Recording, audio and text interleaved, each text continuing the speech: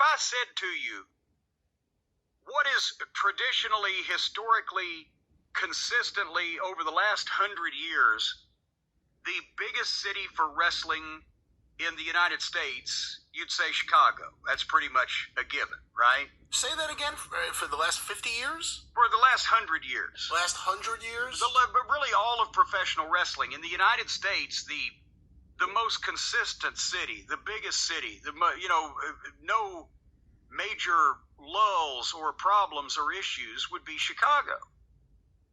Well, I mean, they had a run, they had an amazing run, and the whole business was really based out of Chicago for a while, but for the same years, when you look at when Chicago kind of went down, although WWF did good in Chicago, New York did have a lull a couple times. Yeah, a big one for 10 years, Yeah. 12 years. That's what I'm saying.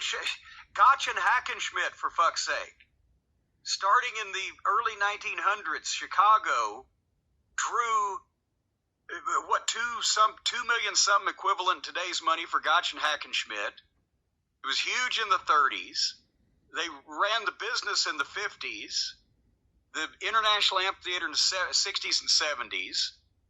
The WWF, that was one of their main markets. Chicago is the city in the United States. And of course, Paul Alperstein in the 90s, can't forget that. Well, there you go.